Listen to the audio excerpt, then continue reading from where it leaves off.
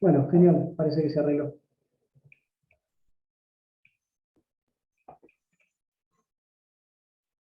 Entonces, estábamos viendo, ¿me escuchan bien?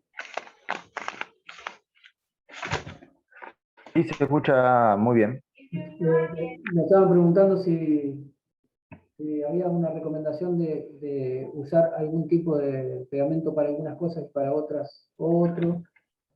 Eh, yo ponía el ejemplo de los puentes de los charangos, que como la superficie de pegado del puente del charango es poca, porque el puente es chico, y las cuerdas son muchas y con mucha tensión, suele ser recurrente que el puente se vuela. Entonces, a mí me funciona, por ejemplo, para ese caso en particular, mucho mejor el Titegón 3, que es el de etiqueta verde. El de etiqueta azul, perdón. Eh, no, el de etiqueta verde. El de etiqueta verde. Es más fuerte, con ese no se me despegaron más los puentes, o los puentes que volví a pegar porque vinieron acá a hacer como una reparación. Funcionó muy bien. En ese caso yo había probado el Titegón común, que funciona bien, pero a veces me ha pasado que se despegan. Bueno, cianocrilato, que los constructores de charango lo usan bastante para pegar los puentes. No me termina de convencer, en algunos casos me ha funcionado mucho tiempo y en otros no, se ha volado. Y cada cosa también por ahí merece su forma de pegar, ¿no? Por ejemplo, si uno pega con cianocrilato, hay algo que hace más eficiente el pegado, que es poner el cianocrilato, presentar las dos superficies una con otra, moverlo un poquitito así, sacarlo y dejar que se seque. Entonces que en esas dos superficies el ciano forme una capa que haga esas dos superficies menos porosas, que le quede una capa como cristalizada del ciano a las dos superficies. Y una vez que eso está así, después sí pegarlo. Si hace falta, porque quedó algún grumito o algo, se le pasa una lijita finita, entonces uno logra tener dos superficies que son como un vidrio. Y ahí sí se pega con el cianocrilato con las dos, esas superficies y es mucho más eficiente el pegado. El cianocrilato es un pegamento anaeróbico, o sea que se seca sin oxígeno.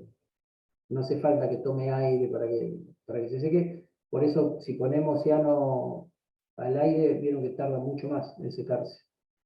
Si nosotros ponemos una superficie y no le ponemos otra arriba, tarda un montón. Se pone medio gel primero, después se va secando. Entonces, eso sería una forma más eficiente de pegar dos superficies porosas con la gotita, con ciano, digamos, haciendo menos porosa. Después la recomendación general en todas las colas por pegamentos es pegar siempre, o sea, o nunca por abajo de los 5 grados de temperatura ambiente, porque de los 5 grados para abajo casi todas las colas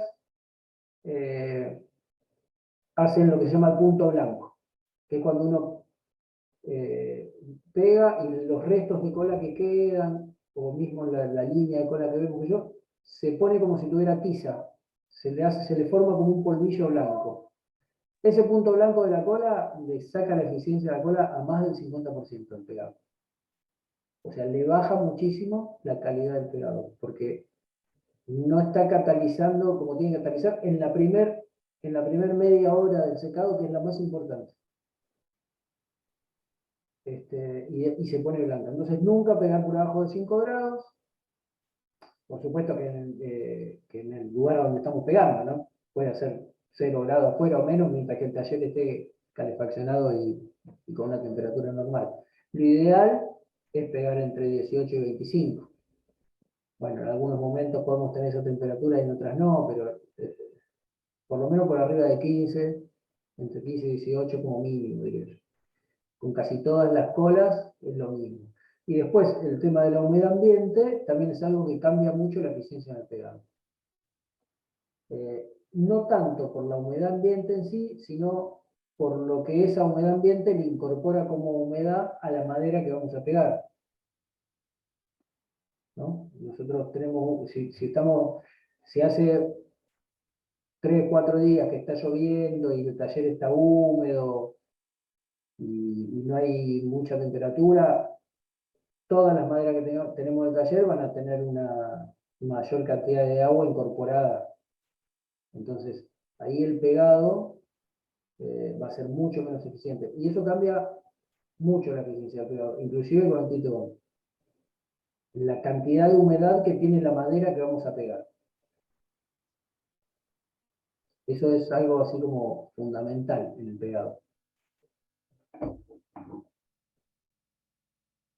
No sé si más o menos respondí a alguna inquietud. Sí, ¿tenés idea cuál sería la humedad? Hoy, por ejemplo, el taller tiene 45% de humedad, Ideal. pero promedio entre los 50 a 55. Sí, sí, o sea, 50% como tenerlo como un parámetro, de ahí para arriba y para abajo un poquito es lo ideal. Porque también pegar con clima muy, muy seco, maderas secas, también te puede jugar en contra. Hace a veces un secado muy rápido de la cola y no permite esto que hablábamos antes de que la cola fluya entre los poros de la madera y se meta más. Entonces a veces el pegado, si está muy seco, muy caluroso, no es tan eficiente. Sí, si tenemos el taller con una humedad promedio de 45-50%, como decís vos, está ideal para todo. Para pegar, para lustrar. Con los lustres pasa lo mismo, si tenemos mucha humedad, a veces se pueden formar flúes o manchas blancas. Si es más seco no pasa tanto con el lustre. Si está seco, más seco por abajo del 50%, a veces mejor todavía. Pero, Hernán, consulta. sí. El cianocrilato, ¿cuánto aguanta de presión? Porque yo he leído por ahí, pero nunca lo he visto, pegar puentes de guitarra con cianocrilato y tengo la impresión de que no resulta, pero no sé. Sí, sí resulta. Conozco varios constructores que lo hacen. A mí no me termina de convencer. Pero sí, funciona y se banca la tensión de la guitarra. Yo lo hice una vez, porque venían a buscar el instrumento de lejos y yo me faltaba pegarle el puente y la noche anterior lo pegué con cierto plato. Y dije, que sea lo que Dios quiera. Ojalá no pase nada. Y no pasó nada. Es el día de hoy que ese instrumento todavía está sonando y nunca se le despegó el puente. No usé la gotita, usé Ciano, marca Ciano, el que tiene un numerito que ahora no me acuerdo cuál es, porque viene con varias densidades. Esa marca viene con varias densidades. Usé uno fuerte, digamos. Compré uno bueno, uno fuerte y lo pegué con eso y me funcionó. Pero después no me gusta y aparte es bastante, digamos, tenés que tener como bastantes cuidados previos al pegado para que si se desborda un poquito por algún lado no te sea difícil sacarlo después o no te manche la tapa. Bueno, ese tipo de cosas es bastante fluido, entonces parece que tiene poco, pero cuando uno aprieta, revienta por todos lados. Hay como que enmascarar todo el sector para que lo que chorree no te haga un problema extra en el instrumento. Si ya lo tenés lustrada, si ya tenés lustrada la tapa, bueno, y se desparrama un poco de la gotita por arriba de la tapa, es muy difícil limpiarla sin dañar el lustre. Entonces es algo engorroso por eso. Pero hay mucha gente que lo está usando y inclusive hay una fábrica de guitarras eléctricas, ahora no me acuerdo la marca, que en su página y dicen ellos que todos sus instrumentos están pegados absolutamente con cianocrilato, todas las partes. Y bueno, Yo lo uso y lo solo dicen para, como una ventaja, digamos.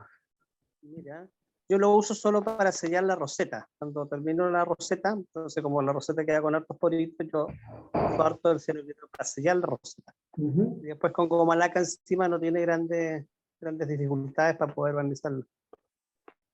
Sí, pero para puente preferiría no. claro, sí, sí. Yo creo que como en todos, como en muchos casos con otras cosas, la gente de nuestro oficio y de otros ha ido descubriendo otros usos, ¿no? Del cianocrilato que por ahí no estaban pensados, porque esto que decíamos recién que es un pegamento anaeróbico y sin embargo vos podés sellar una roseta que lo dejas al aire, esperás un tiempo más, pero funciona. Se seca, queda como una cosa acrílica ahí que podés lijar inclusive, y después laquear arriba sin ningún problema. O se puede usar muy bien para pequeñas reparaciones o cuando la laca se golpea y queda un pocito, se puede rellenar con la gotita y nivelar y después lustrar arriba y tampoco se nota. Empieza a tener otras utilizaciones que por ahí para las cuales no fue pensada. Yo un día llego al taller de un colega, una pequeña anécdota, y veo que está terminando el mango de un bajo, y lo veo que está lustrando como si estuviera lustrando, como si estuviera haciendo un lustre francés, así a malaca, con una muñeca, pero la muñeca era una bolsa de nylon, de las del supermercado. Entonces me lo quedé mirando y le digo, ¿qué estás haciendo? Estoy lustrando con ciano. Lo tengo que entregar hoy, tiene que tocar esta noche, lo estoy ilustrando con ciano. Queda buenísimo en los diapasones fretless eso. Yo lo he hecho varias veces. Claro, después me enteré que, por ejemplo, la gente que hace cuchillos, el cavado de cuchillos, hoy por hoy lo usa mucho, como terminación del cabo, ¿no? Le pasan cianocrilato, después lo pulen y le funciona muy bien y dura muy bien. Hace una capa fina y es como una laca, si lo pulís queda súper brillante. Entonces, bueno, el tema de la bolsita es que en las bolsas de este tipo de nylon no se adhiere. Entonces vos podés estirarlo sin que eso se te pegue y te deje una marca. O, por ejemplo, si en un sobrecabezas, como el que mostraba Diego antes, uno lo pega y después pone la gotita, todo por arriba, o sea, los dilatos, la marca que sea, los tickets, que sea así, le pone una bolsa de nylon bien estirada para que no quede ninguna arruga. Otra madera bien plana y lo prensa así, lo dejas que se seque, después cuando sacás la maderita, sacás el nylon y te quedó un acrílico arriba de la cabeza. Pero bueno, son recursos que capaz que no hace falta y hay que medir un montón de otras cosas, ¿no? Cuál es el costo del ciano para hacer eso, si no conviene darle unas manos de laca y listo. Creo que son cosas que fueron surgiendo en los apuros, más que nada, de terminar un trabajo bien y más rápido de lo que pensábamos, ese tipo de cosas que surgen estas ideas que después hay gente que la toma y la usa porque le gusta y otro no. Todos son recursos válidos, digamos. Después hay una cuestión en la forma constructiva de los instrumentos, en la forma de construcción de los instrumentos que tiene que ver por ahí con la historia de ese instrumento, con la costumbre que hay sobre la construcción de ese instrumento. Yo creo que también están buenísimas a respetar y que si uno quiere hacer las cosas tradicionalmente, también está bien seguir, como el usar cola caliente en los instrumentos clásicos, como los que van lustrados a malaca o los que van lustrados con barnices al alcohol o al aceite, o por ejemplo en el caso de las restauraciones, ¿no? Una restauración de un instrumento histórico bien hecha, uno debería averiguar en esa época y en ese lugar donde se hizo ese instrumento cuáles eran los materiales que se usaban para pegar, para laquear, para incrustar y usar los mismos. Eso sería lo ideal. Y lo ideal sería usar los mismos materiales y si pueden ser de la misma época. O sea, buscar alguna otra cosa que tenga el mismo material y poder sacarle un pedazo para ponerle a este. ¿Se entiende? Eso sería una restauración de las más puras. Después hay restauraciones que se hacen que uno hace que el instrumento quede lindo y funcional, aunque no haya usado todas las técnicas que el instrumento tenía en el momento de su construcción. En general los lustres sí, los lustres se respetan, pero bueno, por ahí se puede pegar con una cola un poco más moderna y más eficiente, usar algunos elementos que en esa época no existían o no se usaban, porque todavía no se habían desarrollado.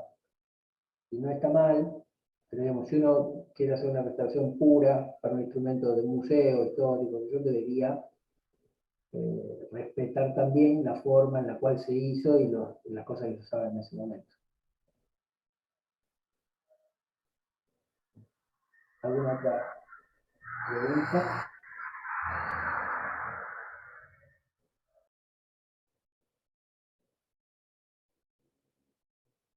Con respecto a los pegamentos o a las lacas. ¿O quieren que hablemos un poco más de... Lo vi que andaba Gonzalo por ahí, creo que él me había preguntado algo sobre el trabajo, sobre algunas respuestas que no encontraba de uno de los trabajos. No sé cómo van con eso, con los trabajos, con los cuestionarios. ¿Los van respondiendo? ¿Pudieron hacer algo? ¿Ya lo tienen? ¿Cómo bien? Yo estoy por arrancar a hacer el de las maderas. Tenía algunas dudas de las dimensiones, porque en el video daba unas dimensiones para los que son tipo puentecitos para sacar las notas, que quiero ver si la semana que viene me los pongo a hacer, pero después usa otras maderitas con otras dimensiones para ver el tema de cuándo se quiebran, la flexión y todo eso, y no encontré en los videos la indicación, como para, ya que maquino todo y Claro. voy haciéndolo así. Yo creo que no me quiero equivocar, pero me parece que las dimensiones, a ver si tengo el trabajo acá, estoy fijando, me parece que están en la parte que se describe, en la plataforma donde se describe el trabajo, ahí me parece que están.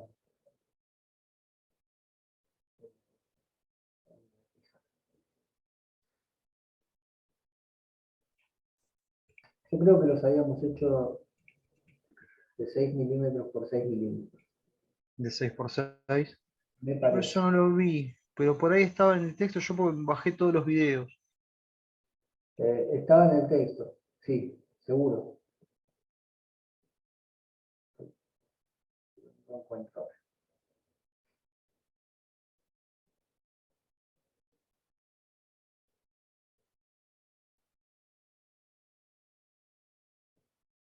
A ver si lo tengo.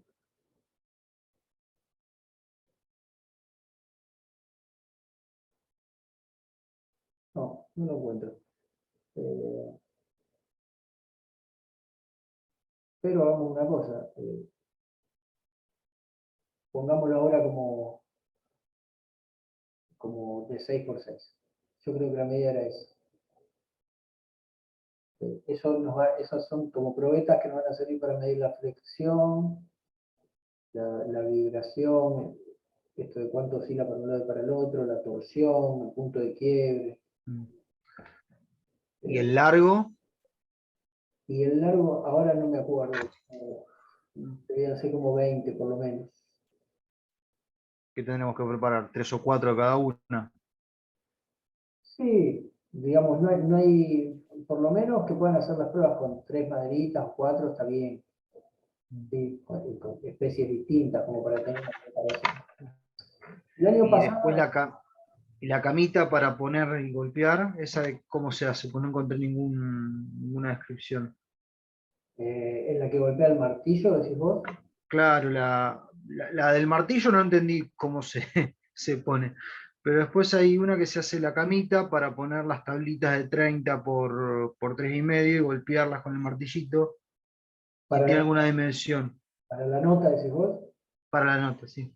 No tiene una dimensión. Eso yo Ah, había hecho unos taquitos de madera de 3 centímetros de alto, por unos 5 o 6 centímetros de largo, y en la punta los había, o sea, tenían un par de centímetros para que apoyen bien y no se caigan, pero en la punta se había afinado, así, Mm. me habían quedado de unos 3, 4 milímetros. Y lo ideal ahí, yo a esos le había pegado un pedacito de, una tirita de cuero finita. Pero puede ser una gomita, algo para que apoye y amortigue un poquito más que si estuviera solo sobre la madera. Entonces, si sobre la madera le pegas, hay un rebote, y hay una vibración que no te va a dar la nota pura. Vieron que los metalofones o los vibrafones tienen una gomita que es donde apoyan las placas. Que pues una goma Eva, por ejemplo, algo así. Sí, sí, una tirita finita, inclusive hasta puede Sí, sí, ser. para que entre en contacto, y no, eso sí lo entendí. Pero goma Eva puede ser también un pedazo de cinturón viejo, algo así como para... Una cosa finita para que apoye ahí y no tenga el rebote de la acción del martillo, de la baqueta, digamos. Ahí Y tenés. después y después hay un martillo que tiene medidas, y hay como una base, eso no entendí qué era, digamos. Porque fue así, esto lo fuimos haciendo un poco, o sea, yo tiré la idea y lo fuimos haciendo un poco mejorando con los alumnos, ¿no? Entonces nos dimos cuenta que es muy difícil, si uno agarra el martillo con la mano y le pega a la madera para ver a dónde se rompe, es muy difícil todas las veces hacer la misma fuerza. Ya. Hasta dónde levantar la mano, con qué fuerza lo bajás. Entonces dijimos, bueno, primero hagamos que todos tengamos los mismos martillos. Dijimos, vamos a usar un martillo de esos galponeros que tienen para pegar de un lado y para sacar el clavo del otro. Con un mango que en general vienen todos del mismo largo, y lo que terminamos haciendo fue haciéndole un agujero al mango y pasándole un tornillo ahí para que tenga una palanca que vos puedas subir el martillo y tenga una caída libre. Entonces ya no es uno el que hace la acción con la mano, sino que el martillo cae siempre igual. Entonces le hicimos una basecita con dos orejitas donde pueda pasar el martillo y que esa especie de bisagra donde el martillo cae. Eso sería para probar la compresión. Claro, claro, para ver qué marca deja sobre la madera, Claro. qué se hunde en cada madera. Con el mismo martillo le hacemos eso, no con la bolita esa de metal que tenía. Sí, con la bolita. ¿Y esa bolita qué es? Yo usé una bolita tipo de rulemán, una bolita de metal, pero si consiguen una bolita de las de vidrio va a funcionar de la misma manera.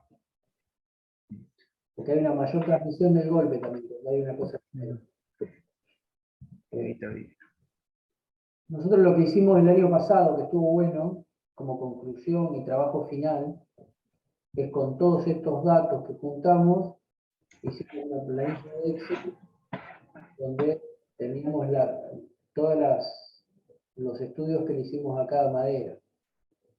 Qué densidad tenía, qué peso específico, cómo era la superficie, el color, todas esas cuestiones que también dice el cuestionario que hay que ver, más estas cuestiones de estas pruebas que le hicimos, que lo que es muy difícil hacerlo, fuera de un laboratorio es muy difícil hacerlo así muy preciso. Entonces clasificamos las maderas como creo que era poco flexible, por ejemplo, bastante flexible, flexible, muy flexible. 4 o 5 parámetros que todos usemos los mismos y que no sean números, que no tenemos cómo hacerlo. Pero nos dio un trabajo final muy interesante porque tuvimos como 20 o más especies de maderas donde por lo menos podíamos comparar parecidos una con otra. Entonces, al momento de estar en el taller y elegir una madera para algo, y bueno, si no tengo esta que era la que yo pensaba, ¿qué tengo parecido? Y más o menos saber con estas pautas o con estas pruebas qué podemos encontrar parecido a lo que nosotros queremos o pretendemos. Es más que nada eso, como un conocimiento empírico, si se quiere, no científico, o científico simple, digamos.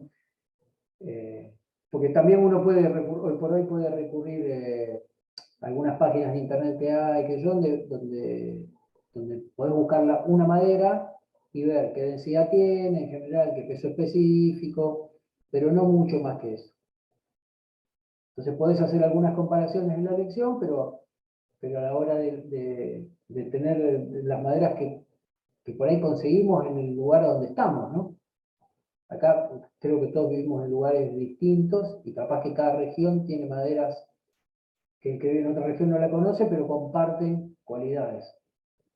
Entonces saber un poco más de eso y conocer también maderas de otras regiones con cualidades parecidas nos agranda el espectro de lo que sabemos sobre las maderas, aunque no las tengamos a mano. Se empiezan a cruzar datos interesantes. Entonces el trabajo, estaría bueno repetirlo, el trabajo final, y poder hacer esa planilla, que lo que hicimos el año pasado, lo que nos resultó más fácil es, uno de los chicos armó un drive donde subió la planilla, y entonces todos podían subir ahí sus datos, y la planilla se fue completando. Después les muestro, una vez que hagamos la de este año, les muestro la del año pasado. Y la sumamos. O no, si quieren se las puedo mostrar antes. Y lo que pasa es que en ese caso, lo que tendríamos que hacer es que se usen este año otros tipos de madera. Y se va a empezar a poner más difícil. Porque el año pasado hicieron bastantes maderas. Entonces, por ahí conseguir otras maderas que no sean tan normales en el taller, les va a hacer un trabajo extra. La idea es que lo puedan hacer sin tener que salir a comprar o buscar madera, con lo que tienen. Madera o otro material, ¿no? Porque el otro día hablábamos con uno de los chicos que hace quenas o flautas, que va a hacer las pruebas con bambú, porque es el material que él usa, y me parece bárbaro. Inclusive, si alguno usa otro material para algunas cosas de su instrumento, también estaría bueno hacerle algunas pruebas, como un tipo de polímero o otra cuestión. Y con los primeros cuestionarios, ¿alguien tenía alguna duda la otra vez? ¿Lo pudieron hacer? ¿No? Había uno, el primer trabajo, que era sobre las especies del lugar a donde vivimos, que se llamaba como Reconociendo el Entorno, y hay un segundo trabajo que era más general sobre las maderas, sobre su crecimiento, los lugares de siembra, el corte, el estacionamiento. ¿Hay alguna duda que quieran despejar sobre eso? ¿O van bien? Yo la otra vez les decía que no les puse fecha a los trabajos para que cada uno lo vaya haciendo en el tiempo que quieren, pero sí voy a necesitar, cuando termine este cuatrimestre, los hayan hecho. Sí, Hernán, en particular, sí, justo, Tengo que subir notas por trabajo por cada uno para que el coordinador haga los promedios de la nota y le dé una nota final. Es nada más que por eso. Entonces, por más que lo charlemos acá, a mí me sirve mucho la clase, porque ojalá pudieran estar todos. Porque en estas charlas y viendo las cosas ya, digamos, los temas se tratan, el conocimiento está, quizás hasta no haría falta ponerlo en un papel, pero bueno, la diplomatura tiene esta forma de hacer todo por medio de la plataforma, y hay que cumplir con esas cosas para que los coordinadores puedan tener las notas finales y esté todo bien. ¿No? Bueno, no sé si alguno quiere preguntar o coordinarme o sacarse alguna duda más. Nos quedan unos 10 minutitos de esta. Aprovechémoslo. Hernán, ahí tenía una consulta. Yo justo tuve que salir para hacer una entrega de un instrumento, por ahí lo hablaron. Me he encontrado con unos instrumentos de marca Sigma, acústicas, que suenan bastante, de cosas parecidas a unas Martin, que tienen en algunas líneas de construcción unos puentes que son de material sintético, y hasta a veces el diapasón, como vienen ahora las Godin o las Godin, ¿no es cierto? Que viene con material, al menos de la Godin, por lectura viene un material que se llama Richtle, que, reemplazando lo que es el ébano, creo, ¿no? No es que me quiero hacer el sabiondo justo acá, que todos saben un montón. Y tímbricamente como que suena un poquito más, para trabajarlo un poquito difícil, si hay que rectificar un puente por ahí porque la acústica vino, creo que no se puede hacer porque es un plástico, pero eso está probado de que va a funcionar en el tiempo, o son pruebas así. El, Lo de Godín, bueno, el por ahí tiempo lo para dirá, simplificar algunas cosas, ¿eh? el tiempo lo dirá eso. Digamos, se vienen haciendo, Claro, se vienen haciendo ya hace mucho tiempo y siempre se hicieron pruebas de nuevos materiales en los instrumentos, más que nada en las guitarras, los bajos eléctricos, las guitarras eléctricas, que permiten por ahí un poco más de juego en eso, de usar materiales alternativos, pero, por ejemplo, Antigua Casa Núñez, que es una fábrica de guitarra recontra conocida porque en la época del 60 que vienen haciendo, ahora ya hace tiempo que no hacen nada, que solo importan y ponen sus etiquetas, pero bueno, tuvo una época en los 70 de bastante experimentación, donde hacían algunos mangos, algunas líneas con mangos de baquelita, diapasones también, puentes, y así, y tuvieron una época que también hacían el fondo y los aros de la guitarra estampado en aluminio. Y después lo pintaban de negro, vos mirás la guitarra y es exactamente igual, pero era una olla la parte de atrás. O sea, estaba estampado en una chapa de aluminio. Mango de baquelita y la tapa, sí usaban una tapa de pino relativamente bueno, y las guitarras sonaban bastante bien, o no muy distinto a las otras. Entonces siempre hubo como experimentación de materiales.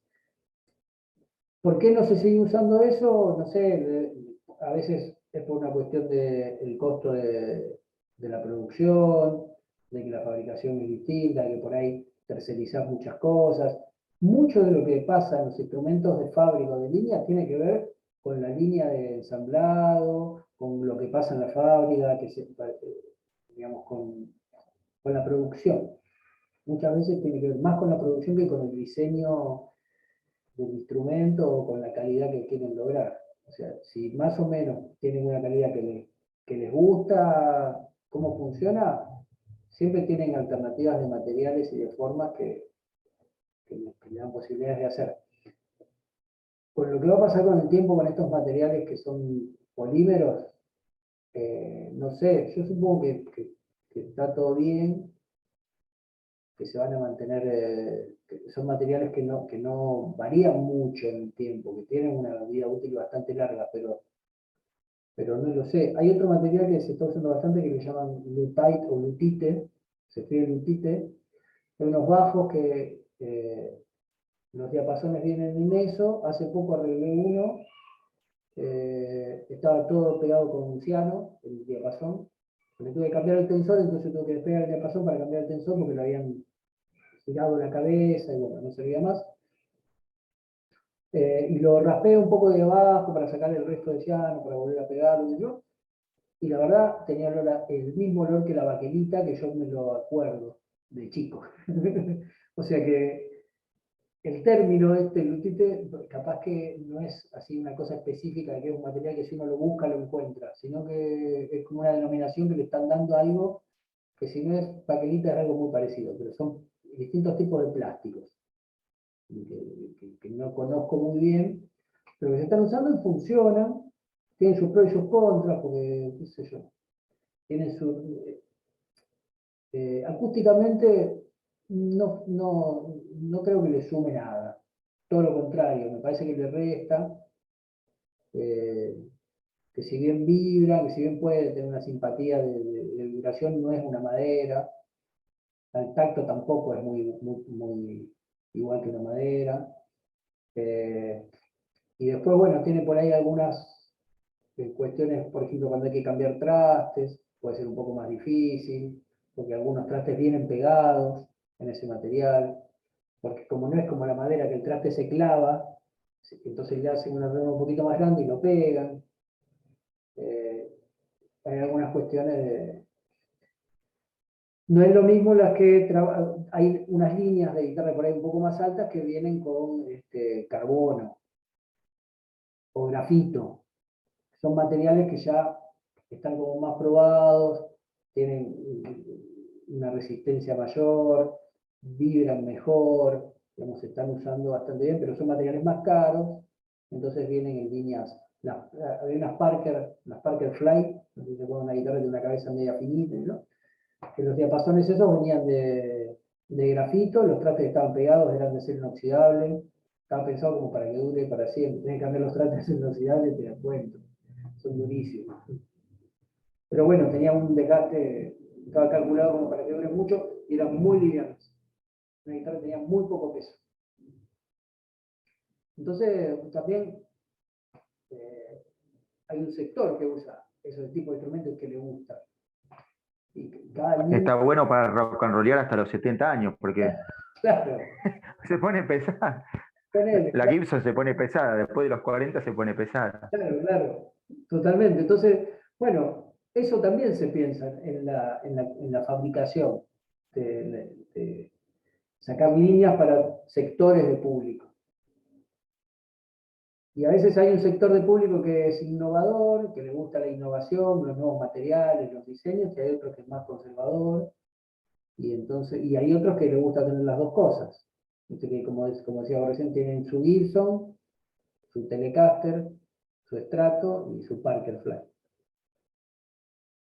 Bueno, o hay otros que no. Chicos, esto está que se acaba. Bueno, la clase de hoy con materiales así un poco alternativos y otra cosa que no, que está por fuera de la madera, pero que muchas veces es tan importante como la madera que usamos, ¿no? Porque la eficiencia de los materiales que usamos para la construcción implica todo, no solo la madera y su estacionamiento y su selección, sino también todo lo que usamos para pegar, para darle una estructura a eso, como también la parte de la terminación, que la próxima podemos hablar un poco de eso si quieren, que no solo es el embellecimiento y la terminación del instrumento, sino la protección y otras cuestiones que también le son útiles al instrumento. Bueno, no sé si es feriado en todos lados, pero en Argentina sí, no sé si todos son de Argentina. Así que bueno, que disfruten de lo que queda de este feriado y lo que viene del fin de semana. El otro viernes no tendríamos clase porque yo voy a estar viajando, así que nos vemos en 15 días. Muchas gracias. Y ahora cuando se termina de procesar los videitos, los subo a la plataforma si ya les quedan. Dale, gracias. Genial, Buen fin de gracias. semana. Buen fin de semana para todos. Nos vemos. Nos vemos.